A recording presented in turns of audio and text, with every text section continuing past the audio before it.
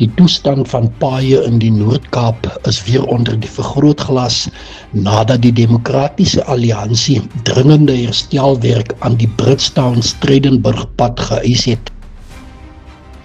Volgens die DA-provinsiale leier Isak Fritz het die party reeds 6 maande gelede gewaarsku oor die gevaarlike toestand van die pad.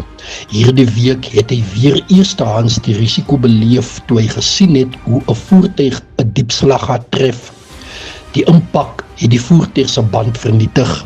Gelukkig is die 2 vroue in die voertuig nie beseer nie. Hallo, ek is Martie Burger, ek is 64 jaar oud. Ek is op pad van die Weskus af Prieska toe. Ek is nou hier so op pad tussen Karnavon en Vosburg. Vosburg is seker nog so 40 km. Ek het so pas deur 'n slaggat gery wat jy daar in die agtergrond kan sien waar die ander voertuig staan. Dit is so diep en groot en daar's geen waarskuwings vir die slaggate nie.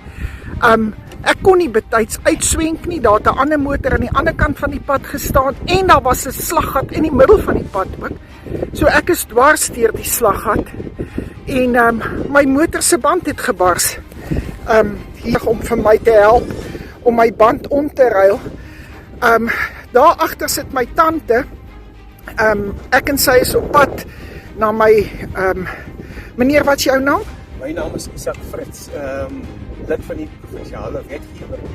En mevrou, dit is die eerste klag wat ek gelê het oor hierdie tipe van paaie nie. Gelukkig het ek gestaan om 'n video te maak, juis oor die grootte van hy gat. En toe ek sien julle kom aan, toe weet ek daar is probleme. En hier gelukkig sit ek hier om julle te help. Julle is groot mense, so ek het die voorreg om vir julle die band om te ry. Baie dankie. Ja. Baie dankie, hoor. So daar het jy dit. Ek en my tante is op pad Prieska toe na my ma toe, wat 85 word. My tante is haar suster wat net jonger is. En ja, hier sit ons 2 vrouens langs die pad as gevolg van daai verskriklike slaggat. Daar kom nog motors aan. Ek wens mens kan hulle op 'n manier waarsku. Die DA waarsku egter dat die pad 'n potensiële doodstruk geword het en dat dit slegs 'n kwessie van tyd is voordat nog lewens verloor word indien dringende herstelwerk nie plaasvind nie. Die kommer oor slaggate kom nadat die Noord-Kaapse Hooggeregshof vroeër vanjaar die Noord-Kaapse Departement van Paaie en Openbare Werke 80% aanspreeklik gehou het vir die ernstige beserings wat die voormalige soldaat Motlatsi Mofaka opgedoen het. Mofaka is verlam nadat die militêre voertuig waarin hy gereis het 'n slaggat op die R31 tussen Danielskuil en Koopmansfontein getref het. Die hof het bevind dat die departement versuim het om die pad behoorlik te onderhou en voldoende waarskuwingstekens aan te bring. Regskenners meen die uitspraak skep 'n belangrike presedent vir toekomstige eise teen padowerhede waar swak padonderhoud tot ernstige ongelukke lei. Intussen soek die Pausdien-gemeenskap in Posmasburg steeds antwoorde na die tragiese dood van 'n jong man wat op Sondag 7 Junie vermoedelik beheer oor sy voertuig verloor het nadat hy 'n slaggat getref het. Die voorval het skokgolwe deur die gemeenskap gestuur en familie, vriende en inwoners sit steeds met talle onbeantwoorde vrae.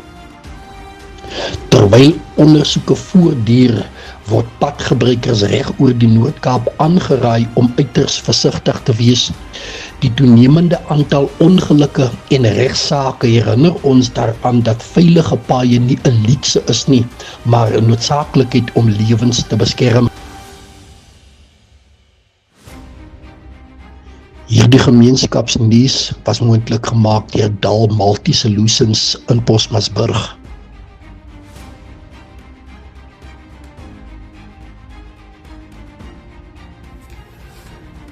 En nuus vanuit Namakwaland. Die nasionale vervolgingsgesag het 'n vonnis verwelkom wat onlangs in die Springbok streekshof opgelê is aan 'n 45-jarige vrou van Vioolsdrif wat skuldig bevind is aan verskeie seksuele misdrywe teen kinders. Joanne Klase is op 33 aanklagte skuldig bevind wat seksuele oortredings teen kinders tussen die ouderdomme van 7 en 12 jaar insluit. Die misdrywe het tussen Januarie 2022 en November 2023 plaasgevind. Die hof het haar tot 'n totale vonnis van 75 jaar gevangenisstraf gevonnis.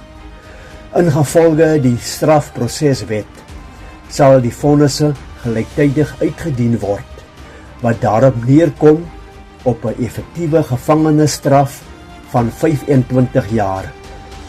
5 jaar daarvan is opgeskort. Volgens die nasionale vervolgingsgesag het die saak aan die lig gekom nadat kinders die voorvalle by hul skool aangemeld het. Die saak is daarna ondersoek deur maatskaplike werkers en die Suid-Afrikaanse Polisiediens. Die streeks woordvoerder van die nasionale vervolgingsgesag, Moyalefe Senokotsane, sê die suksesvolle vervolging toon die belangrikheid van samewerking tussen skole, gemeenskappe, maatskaplike dienste en wetstoepassingsagente in die beskerming van kinders. Die hof het verder gelas dat Klase se naam op die nasionale register vir seksuele misdrywe aangeteken word. Die nasionale vervolgingsgesag het die moed van die slagoffers geprys en alle gemeenskappe aangemoedig om enige vorm van mishandeling of seksuele misdrywe teen kinders onmiddellik aan te meld. Hierdie uitspraak stuur 'n duidelike boodskap dat misdrywe teen kinders ernstig opgeneem word en dat die oortreders tot verantwoording geroep sal word.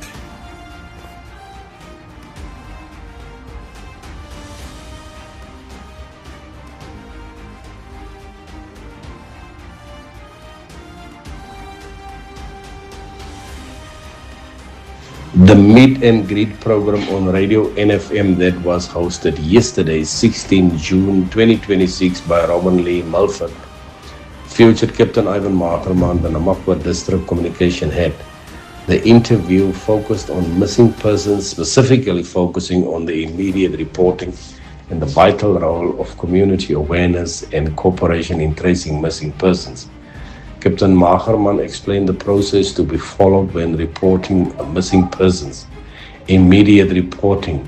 Families must report missing persons without any delay.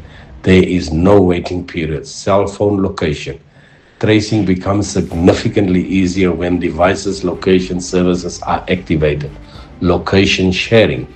Encouraging youth and families to share live locations with trusted contacts can assist SAPS in urgent cases. Community vigilance. Every tip, observation or piece of information can help bring a missing person home safely. He emphasized that when a cell phone's location is switched on, SAPS investigators can narrow down the searches areas within minutes, making the tracing process faster and more effective. These simple acts of enabling and sharing location can be life-saving. The Namakwa District Commissioner Brigadier Skalk Andrews assured the community that SAPS have not given up on finding David Waterboer, and the search is continuing with all leads being followed up. The Provincial Commissioner Lieutenant General Otola has offered a 100,000 rand for positive information that may lead to the safe tracing of David Waterboer.